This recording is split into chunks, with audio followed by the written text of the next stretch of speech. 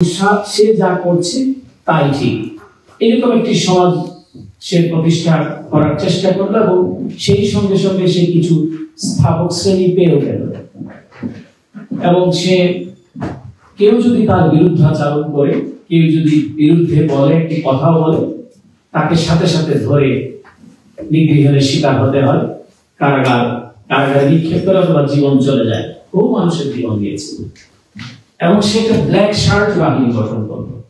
তাদের কাজই ছিল যারা মুসলিমের বিরোধিতা করবে তাদেরকে ধরে নিক্ষেপ করা হবে এবং তাদের বিরুদ্ধে চূড়ান্ত শাস্তিমূলক ব্যবস্থা গ্রহণ করবে এবং মুসলিমের বিরুদ্ধে কিছু বলা যাবে না এবং মুসলিমই সবকিছুর ঊর্ধ্বে সর্বেসর্বা, তিনি যা ভাবেন তাই সেরা, তিনি যা বলেন সেটি সবচেয়ে বড় কথা।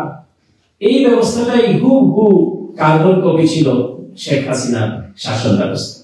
আপনি দেখেন ব্ল্যাক শার্টের পরিবর্তে সে হেলমেট বাহিনী ছাত্রলীগ গঠন করলো, কিভাবে ছাত্রলীগকে লেলিয়ে দিল, কিভাবে মানুষের মুক্ত মতকে রুদ্ধ করলো, কিভাবে মানুষের অধিকারকে কেড়ে দিল একে একে এবং এমন একটি আবহ তৈরি করলো কিছু স্থাপক শ্রেণী মেয়েদের মধ্যে, বুদ্ধিজীবী, সকল সাংবাদিক, কবি, কিছু কিছু সাহিত্যিক সে পেয়ে গেল এবং তারা শেখ হাসিনার আরাধনায় নিজেদেরকে নিয়োজিত করলো এবং এইভাবে করে সে বাংলাদেশকে প্রায় ১.৫ দশক ধরে শাসন করলো এবং অনেকের ধারণার বাইরে ছিল, যেহেতু একটু আগে আজাদ ভাই বললেন এবং আপনারা যারা প্রবাসে থাকেন তারাও ভেবে নিয়েছিলেন যে বাংলাদেশ তো আর হবে না, শেখ হাসিনাই হার ম্যাজেস্টি, শেখ হাসিনা সে রানী হিসেবে বাংলাদেশকে শাসন করবে এবং আমাদেরকে তার বশ্যতা স্বীকার করে যেতেই হবে।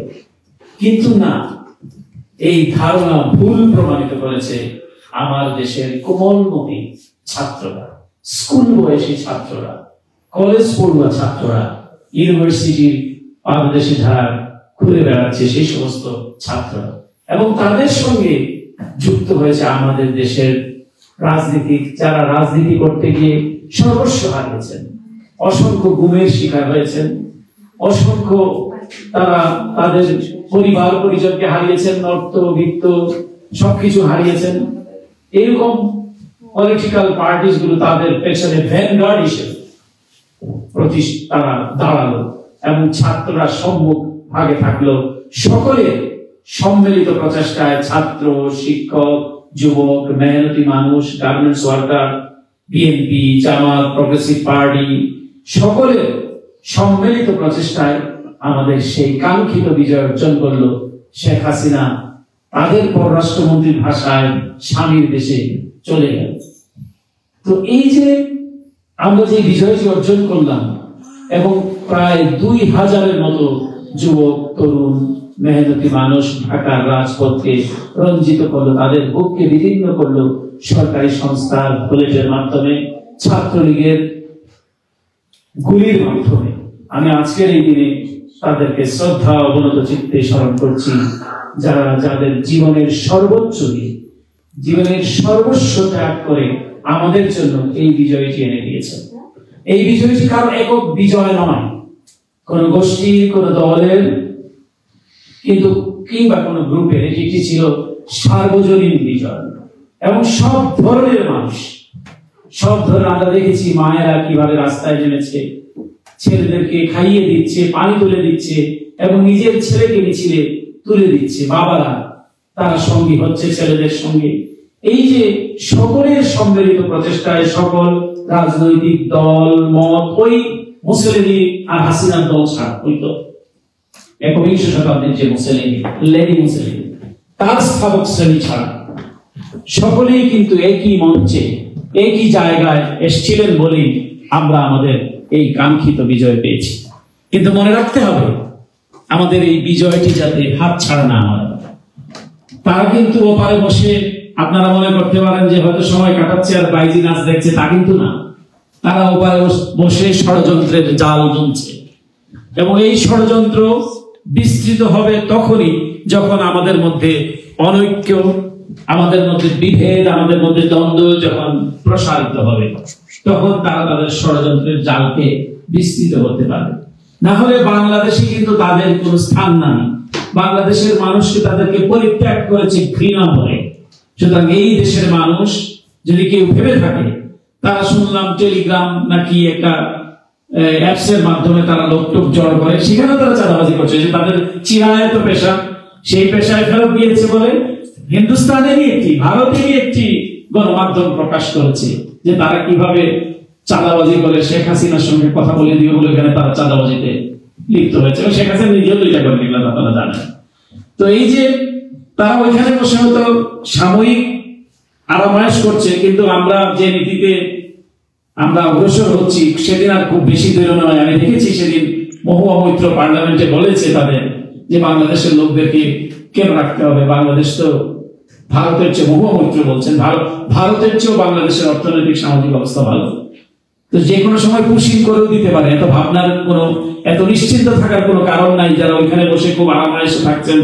কারণ ডিপ্লোমেসিতে, কূটনীতিতে দুই দেশের যখন স্বার্থ সংশ্লিষ্ট ব্যাপারগুলো সামনে আসবে তখন কিন্তু মনে হতে পারে যে এই পুশিনের মুখোমুখি কিন্তু হইতেও পারে, এবং এখানে বাংলাদেশে এসে তাকে বিচারের মুখোমুখি হতেই হবে।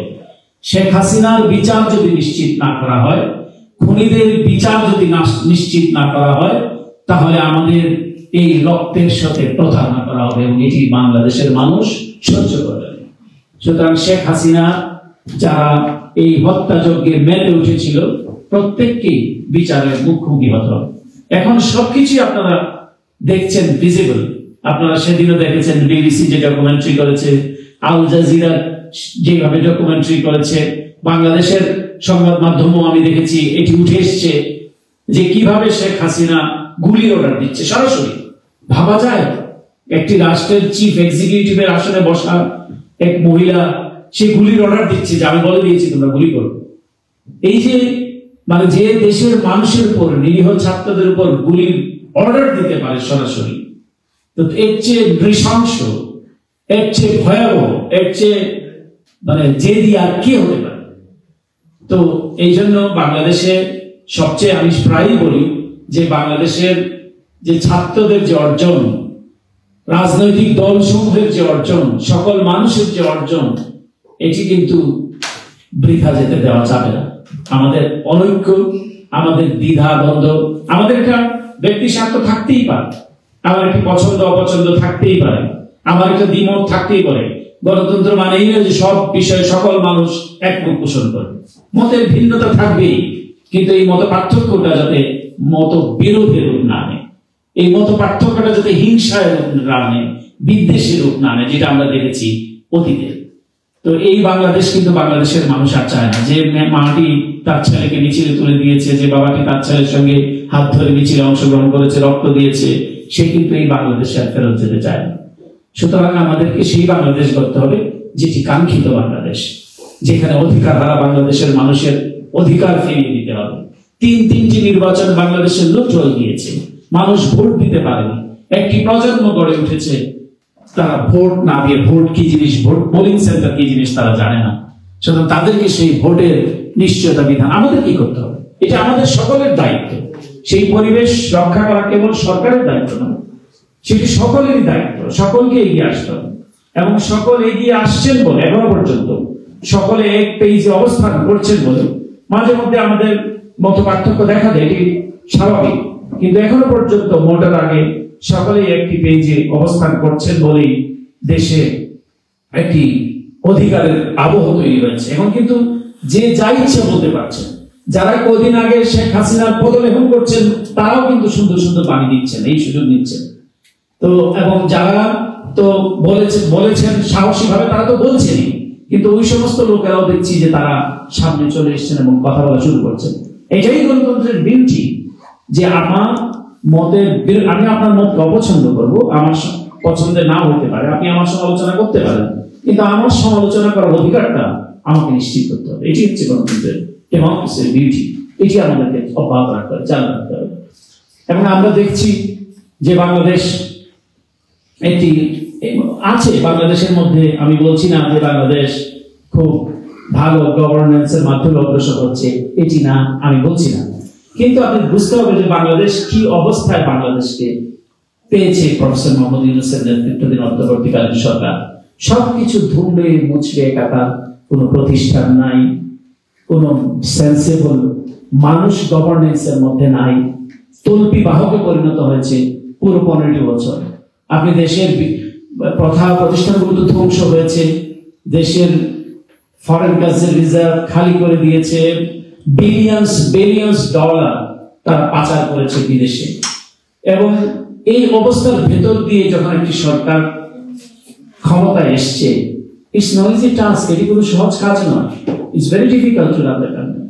কিন্তু তারপরে হয়েছে কি, এই হলো একটা অবস্থা, তারপরে নানা ধরনের চাপ, অধিকার, বিক্ষোভ, এসবের ভিতর দিয়ে সরকার গিয়েছে। কিন্তু আমি বলছি না যে সবাই সবার নামের প্রতি সুবিচার করছেন। আমরা যাদেরকে দেখেছি যারা এক সময় বাংলাদেশের আইডিয়াল ক্যারেক্টারে পরিণত হয়েছিলেন, আমি বিনয়ের সাথে বলতে চাই যে সবাই কিন্তু সবার নামের প্রতি সুবিচার করছেন না। বিশেষ করে গভর্নেন্সের ক্ষেত্রে মানুষ সুশাসন চায়, মানুষ চায় তার ছেলেটি মেয়েটিকে স্কুলে পাঠিয়ে সে নিরাপদ বোধ করবে, মানুষ চায় তার সে খুব শান্তভাবে তার কাজটি সম্পাদন করে বিকালবেলা নির্বিঘ্নে তার বাড়িতে পৌঁছবে। এটি হচ্ছে বাংলাদেশের মানুষের একটি বেসিক চাওয়া।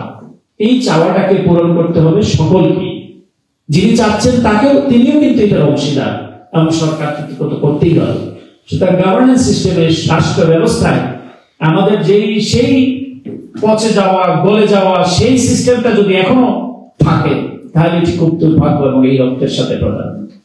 বাংলাদেশের যে যেখানে থাকবার কথা সে সেখানেই থাকতে হবে, কোনো পয়সার বিনিময়, অর্থের বিনিময় যাতে কেউ বাংলাদেশে কোনো পদ বাগিয়ে নিতে না পারে, সেই ব্যাপারে কিন্তু আমাদের, এটি কিন্তু আমাদের একটা বড় কমিটমেন্ট যে আমাদের শুধু আমরা সুন্দর সুন্দর কথা বললাম, অর্থনৈতিক সততার কথা বললাম, কিন্তু একটি জায়গায় কেউ যেতে হলে তার পেছনে কতগুলো ইনভেস্টর যোগ হয়ে যাবে, সে একটা বিশেষ উপঢৌকন দিয়ে ওই জায়গায় যাবে, এই বাংলাদেশ কিন্তু বাংলাদেশের মানুষ আর চায় না, এটিকে ত্যাগ করতে হবে।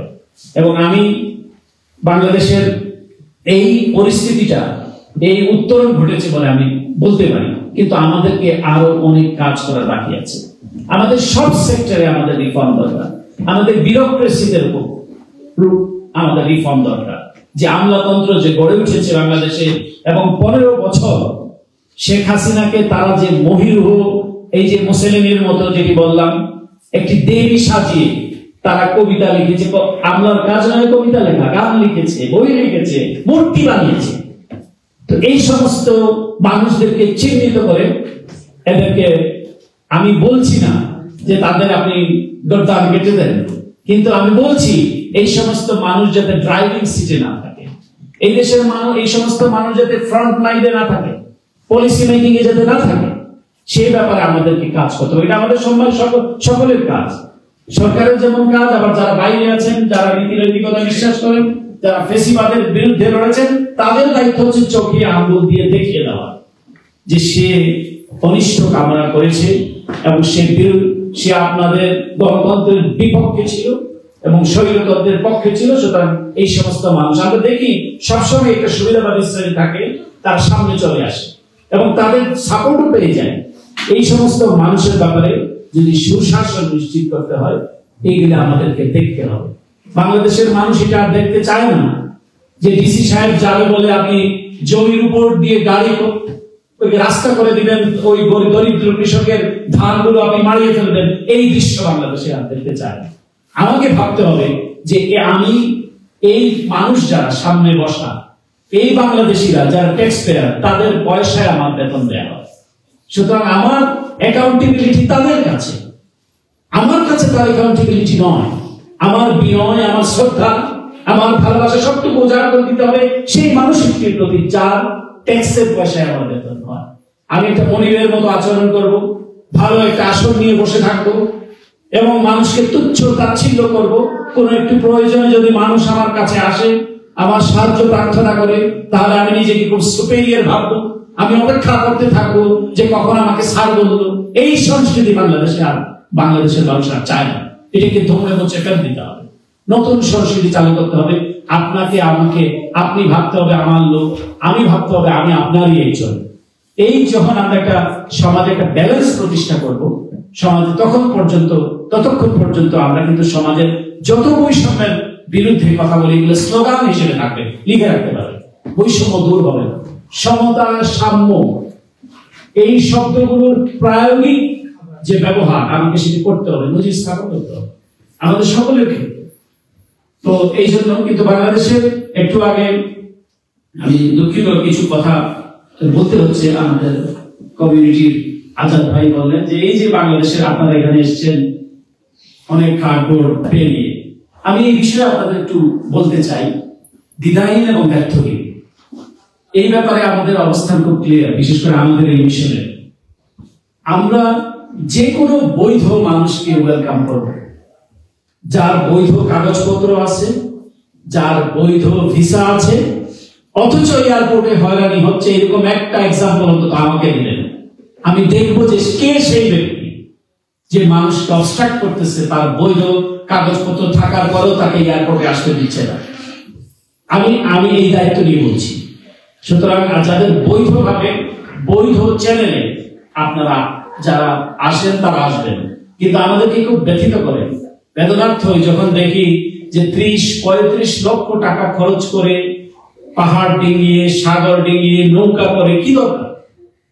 এই যে আসছে, তাও কি ব্রাজিল, আল সালভাদর, মেক্সিকো এসে মনে করছেন যে বোধহয় এসে মনে নিজেকে ভাবছে হয়তো এই তো আমি এই কলম্বাস হিসাবে বোধহয় নম্বর ফেললাম, কিন্তু আমেরিকা কিন্তু বহু দূর।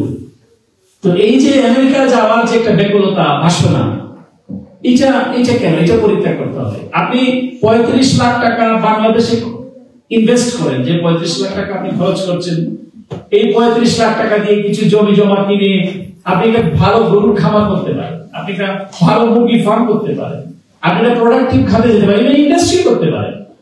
তখন এই ইন্ডাস্ট্রি করে আপনি যে প্রোডাক্ট আপনি বানাবেন, এই প্রোডাক্টটি আপনি তখন বিদেশে রপ্তানি করবেন, মেক্সিকোতে, আমেরিকাতে, তখন আপনি একজন ইনভেস্টর হিসেবে আসবেন বহাল তরিকাতে, মর্যাদার সাথে। কেন আপনাকে 35-40 লক্ষ টাকা নাকি আমি শুনলাম সেদিন খরচ করে মেক্সিকো পর্যন্ত এসছে, তারপরে তাকে জিম্মি করা হয়েছে আরো টাকার জন্য, এবং এই জিম্মি করার পেছনে নাকি কোনো বাংলাদেশি কেউ কোন একজন আছে, আমরা কিন্তু ফাইন্ড আউট করছি। যদি আমরা কোনো বাংলাদেশি কোন ইনভলভমেন্ট পাই, আমি তাকে বাংলাদেশি ভাববো না। যদি দেখি যে কাউকে জিম্মি করে টাকা আদায় করছে, আমরা কিন্তু ঘনিষ্ঠভাবে কাজ করি এই দেশের প্রশাসন এবং যুক্তরাষ্ট্র প্রশাসনের সাথে, আমি কিন্তু তাকে তুলে দিতে এক সেকেন্ড দেব। সুতরাং মানুষের, গরিব মানুষের পয়সা নিয়ে, আমানতদারি নিয়ে একটা হলো হঠকারী করবে, আমানতের খেয়ানত করবে, ওই মানুষটাকে ভোগাবে, এটা ভাবা যায়? একটা লোক 30-35 লক্ষ টাকা পেমেন্ট করেছে, আসছে, তাকে দিয়েছে, তারপরে তাকে পাঠানোর বদলে তার এক জায়গায় জিম্মি করেছে, জিম্মি করে আরো টাকা চাইছে। এই চক্র কিন্তু এটা একটা চক্র। আমরা কিন্তু এই চক্রতে হাত দিব, বিন্দু মাত্র কণ্ঠাবোধ করবো না, সে যে দেশেই হোক।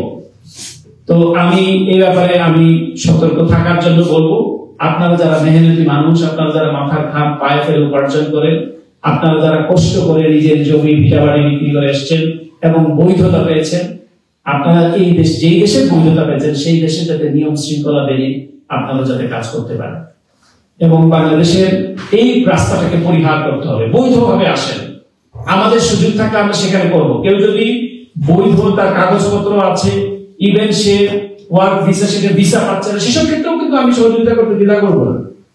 কিন্তু আপনারা জানেন যে মেক্সিকোর কোন কনসুলেট বাংলাদেশে নাই, নয়াদিল্লি ভিত্তিক, এবং নয়াদিল্লিতে আপনাদের অনেক কাগজ পোড়াতে হয়। আমরা এই সরকারের সঙ্গে কাজ করছি, আমরা আশা করছি স্বল্প পরিসরে হলেও আগামী বছর থেকে একটা তারা কনসুলেটের ব্যবস্থা বাংলাদেশে করবে, এটা আমরা আশা করছি।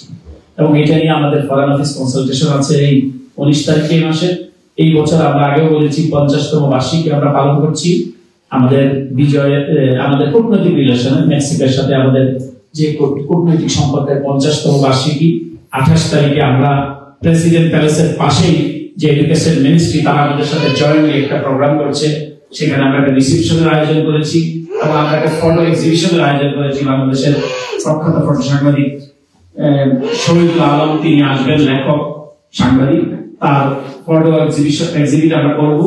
আপনারা সেখানে আমন্ত্রিত, এবং আপনারা যে আজকে কষ্ট করে এসেছেন এবং এই জুলাইয়ের গণঅভ্যুত্থানে যারা শহীদ হয়েছেন, আমি আবারও তাদের প্রতি শ্রদ্ধা নিবেদন করছি। এবং জুলাই যে বার্তা আমাদেরকে দেয়, সেই বার্তা যাতে আমরা মর্মে মর্মে উপলব্ধি করতে পারি, আমরা যাতে গণতন্ত্রের অভিযাত্রা যেটা বলা হয়েছে, এই যে গণতন্ত্রের যে ট্রেন্ড শুরু হয়েছে, যে যাত্রা শুরু হয়েছে, সেই যাত্রার অভিষ্ট লক্ষ্যে যাতে পৌঁছতে পারি, একটি গণতান্ত্রিক বাংলাদেশ যাতে গড়ে ওঠে, জনপ্রতিনিধিত্বশীল বাংলাদেশ গড়ে ওঠে, এবং তারা যাতে কেবল জনগণের কথা, জনগণের জন্যই আমাদের সবাইটি কেবল মুখের স্লোগান না হয়, জনগণের যে আশা আকাঙ্ক্ষা সেটার যাতে শতভাগ না হলেও যাতে বেশিরভাগ যাতে বাস্তবায়ন করে, সেই প্রত্যাশা থাকে। এবং ঐক্য এবং ঐক্যই আমাদেরকে আগামী দিনের বাংলাদেশ নির্মাণে আমাদেরকে শানিত করবে, আমাদেরকে শক্তি যোগাবে, আমাদেরকে উজ্জীবিত করবে। এই প্রত্যাশা রেখে আমার বক্তব্য এখানে শেষ করছি। অনেক ধন্যবাদ। অসংখ্য ধন্যবাদ মাননীয় রাষ্ট্রদূত মহোদয়, আপনার অত্যন্ত মূল্যবান বক্তব্যের জন্য। সুপ্রিয় সুধী, এরই মধ্যে দিয়ে সমাপ্ত হলো আজকের আমাদের এই আয়োজন। غير المغضوب عليهم ولا الضالين آمين آمين بسم الله الرحمن الرحيم قل هو الله أحد الله الصمد لم يلد ولم يولد ولم يكن له كفوا أحد بسم الله الرحمن الرحيم قل هو الله أحد الله الصمد لم يلد ولم يولد ولم يكن له كفوا أحد بسم الله الرحمن الرحيم قل هو الله أحد الله الصمد لم يلد ولم يولد ولم يكن له كفوا أحد اللهم آمين ربنا ظلمنا أنفسنا وإن لم تغفر لنا وترحمنا لنكونن من الخاسرين ربنا آتنا في الدنيا حسنة وفي الآخرة حسنة وقنا عذاب النار আল্লাহ রব্বুল আলামিন, আমরা কতিপয় গুনাহগার বান্দা তোমার দরবারে হাত তুলেছি। আল্লাহ, এখানে ছোট বাচ্চা থেকে বয়োজ্যেষ্ঠ বয়োকনিষ্ঠ সবাই আছেন। আল্লাহ, তুমি মাসুম বাচ্চা থেকে শুরু করে যার হাতখানা পছন্দ করো তার হাতের উসিলায় এই জুলাই শহীদ আগস্টে যারা নিহত হয়েছে, আল্লাহ, যারা স্বৈরাচার সরকারের পতনে নিজের জীবনকে উৎসর্গ করেছেন, তাদেরকে জান্নাতুল ফেরদাউস নসিব করুন। আল্লাহ, আজকে যারা অন্যায় শোষণ নিপীড়নের বিরুদ্ধে নিজেদের জানমাল কোরবানি করেছেন, যারা আহত হয়েছেন, যারা চিকিৎসাধীন আছেন, সবাই রোগ মুক্তির ব্যবস্থা করুন। রব্বানা তাকাব্বাল মিন্না ইন্নাকা আনতাস সামিউল আলিম। এরপর যে আমরা দেখবো জুলাই আগস্ট শহীদদের স্মরণে নির্মিত একটি প্রামাণ্য চিত্র। আমি আপনাদের সবাইকে আমন্ত্রণ জানাচ্ছি মনোযোগ সহকারে প্রামাণ্য চিত্রটি অবলোকন করার জন্য।